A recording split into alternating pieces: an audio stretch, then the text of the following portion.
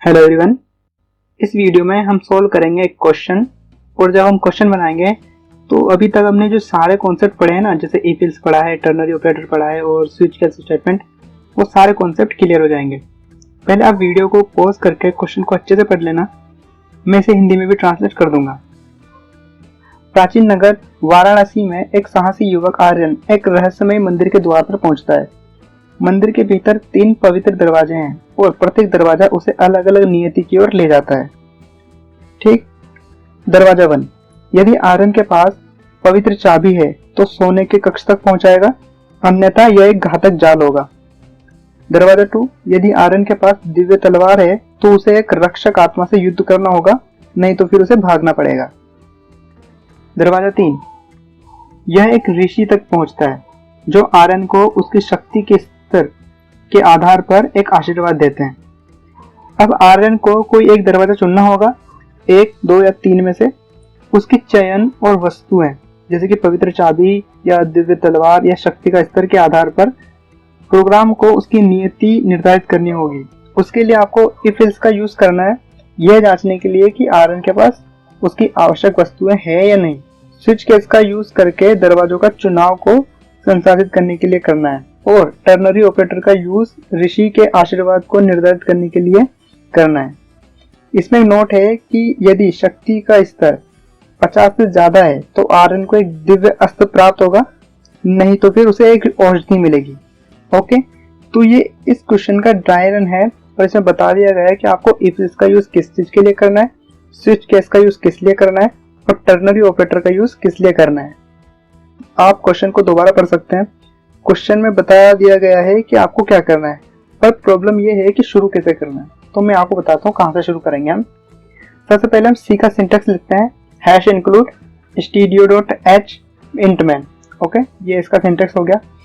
सबसे पहले आर्यन क्या करता है, सबसे पहले वो डोर चूज करेगा, उसे दरवाजा चूज करना है। 1 या 2 3 में से वो दरवाजा चूज करेगा। तो हम ऐसा कह देते हैं दरवाजा 1, दरवाजा 2, दरवाजा 3। ठीक है, 1 2 3। तो 1 2 3 इंटीजर है, तो हम एक इंटीजर टाइप का एक वेरिएबल डिफाइन करेंगे डोर नाम से। ओके, इसमें वो जो भी डोर चूज करेगा वो यहाँ पे डोर वेरिएबल में स्टोर हो जाएगा। इसके बाद उसे चेक करना है कि उसके पास दिव्य चाबी है या नहीं, या फिर दिव्य तलवार है या नहीं। तो देखो, उसे चेक करना है या नहीं। तो हम मान लेते हैं कि अगर उसके पास है तो y एंटर करेगा। हम यूजर से पूछ रहे हैं कि उसके पास चाबी है या नहीं, तलवार है या नहीं, तो इसलिए अगर उसके पास चाबी या तलवार है तो y एंटर करेगा, और अगर नहीं है तो n एंटर करेगा। n means no.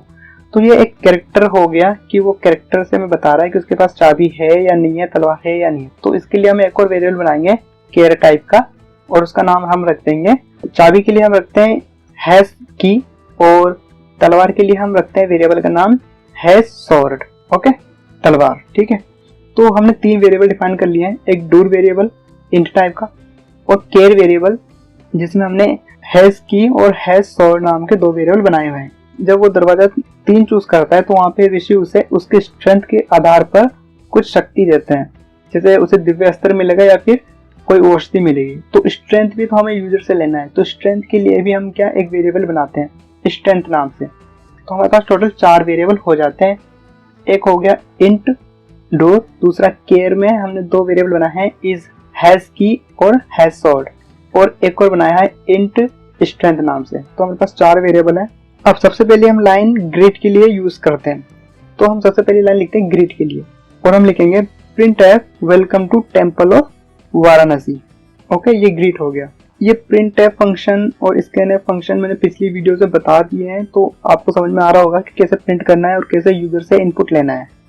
इसके बाद नेक्स्ट लाइन हम लिखेंगे printf चूज अ डोर। 1 2 3 में से कोई एक डोर चूज करने के लिए मैंने printf का यूज कर लिया है, चूज अ डोर, और हम यूजर से इनपुट लेंगे scanf का यूज करके। ठीक है, तो नेक्स्ट लाइन आपको समझ में आ रही है, scanf %d, एड्रेस डोर। ठीक, इसके बाद चाबी और तलवार के लिए भी कोड लिखना है, चेक करना है कि चाबी है या नहीं है, तलवार है या नहीं है। इसके लिए कोड में क्या लिखूंगा, मैं लिखूंगा printf do you have secret key. अगर उसके पास सेक्रेट की मतलब उसके पास अगर दिव्य चाबी है तो फिर हम यूजर से इनपुट लेंगे scanf %c, एड्रेस हैश की। अब वो यहाँ पे एक कैरेक्टर एंटर करेगा y, अगर है तो y एंटर करेगा और नहीं है तो n एंटर करेगा। ओके, इसके बाद एक लाइन लिखता हूँ तलवार के लिए, print F do you have sword. Okay, अगर उसके पास तलवार है तो फिर वो y एंटर करेगा, तो यूजर से इनपुट लूंगा स्कैनफ फंक्शन का यूज करके और यहाँ लिखूंगा %c, हैज स्वॉर्ड। ओके, तो मैंने उसे डूड चूज करवा लिया, मैंने उससे पूछ लिया कि उसके पास चाबी है या नहीं, मैंने पूछ लिया कि उसके पास तलवार है या नहीं। अब मैं पूछ लेता हूँ उसकी स्ट्रेंथ कितनी है, तो इसके लिए मैं लिखूंगा print F inter your strength और स्कैनफ %d, एड्रेस स्ट्रेंथ। ठीक, तो हमने यूजर से चारों चीजों के लिए इनपुट ले लिया है। अब हमें इनके आधार पर जो ऑपरेशन है वो परफॉर्म करने हैं। हमने वेरिएबल डिफाइन कर लिए, यूजर से इनपुट भी ले लिया। अब इनपुट के आधार पर हम चेक करेंगे कि कौन सा डोर और चाबी है या नहीं। हम यहाँ पर स्विच केस का यूज कर सकते हैं। स्विच केस अप्लाई करने के लिए हमें कीवर्ड यूज करना पड़ेगा स्विच, और उसके अंदर हम लिखेंगे डोर। अब हमें बनाना है केस, और केस में हम लेंगे डोर, जैसे 1 2 3। तो पहले केस के अंदर मैं लिखता हूँ 1। अब जब ये मैच होगा डोर से, तो फिर इसके अंदर जो केस 1 यानी कि दरवाजा चूज करता है, तो दरवाजा चूज करने के बाद, जैसे पहला दरवाजा चूज करने के बाद उसे क्या चेक करना होता है, उसके पास चाबी है या नहीं। तो हम इसमें लिखेंगे इफ का यूज करेंगे और लिखेंगे इफ हैज की इक्वल टू y, क्योंकि हमने बोला था कि अगर चाबी है तो y एंटर करे। ओके, यूजर y एंटर करेगा, तो अगर y एंटर किया है इसका मतलब उसके पास चाबी है। तो इफ स्टेटमेंट जो होगा कंडीशनल स्टेटमेंट है इफ, तो ये क्या होगा, ये ट्रू हो जाएगा। तो इसके अंदर हम प्रिंट करवाते हैं कि you unlock the door and find gold. Okay, और यहाँ पे वो गेम जीत जाता है। तो मैं यहाँ पे लिखूंगा print F you unlock the door and find gold.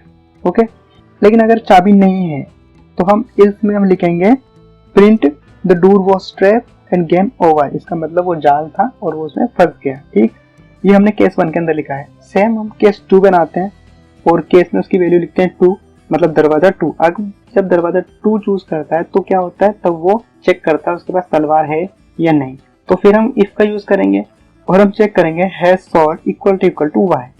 Okay, अगर उसके पास तलवार है इसका मतलब इफ स्टेटमेंट ट्रू हो जाता है, तो हम इसके अंदर प्रिंट करवाते हैं यू फाइट एंड विन, मतलब वो फाइट करेगा और जीत जाएगा। लेकिन अगर उसके पास तलवार नहीं है तो हम इसमें लिखते हैं, तो हम इसमें लिखेंगे no weapon and game over, मतलब उसके पास कोई हथियार नहीं है आगे लड़ने के लिए और गेम ओवर हो जाता है।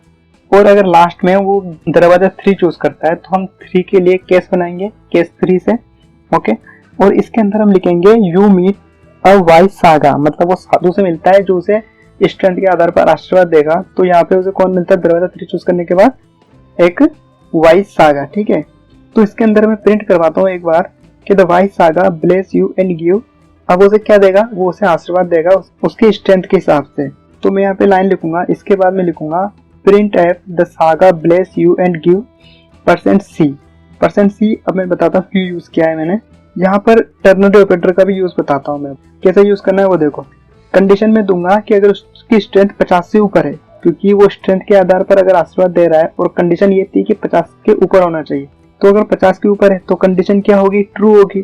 तो ट्रू के अंदर मैं चाहता हूँ कि प्रिंट हो बी आने, मतलब अगर उसकी स्ट्रेंथ 50 से ज्यादा है तो जो ऋषि होते हैं वो उसको आशीर्वाद देते हैं ब्रह्मास्त्र का, और मैं यहाँ पे ब्रह्मास्त्र को बी से रिप्रेजेंट कर रहा हूँ।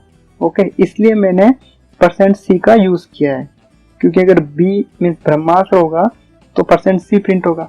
लेकिन अगर उसकी जो स्ट्रेंथ है वो 50 से कम है, मतलब जो कंडीशन है वो फॉल्स हो जाती है, तो फिर क्या प्रिंट होगा, तो फिर प्रिंट होगा हील, यानी कि उसको हील का आशीर्वाद मिलेगा। और हील को मैं रिप्रेजेंट करता हूँ h से, तो h भी एक कैरेक्टर है, इसलिए %c का यूज किया है। ठीक है, तो आपको ये समझ में आ गया होगा। हमने स्विच केस का यूज किया, उसके अंदर 3 केसेस बनाए हैं, केस 1, केस 2 और केस 3। पहले वाले में हम चेक करते हैं की, दूसरे वाले हम चेक करते हैं स्वॉर्ड मतलब तलवार, और तीसरे वाले में हम चेक करते हैं उसकी स्ट्रेंथ।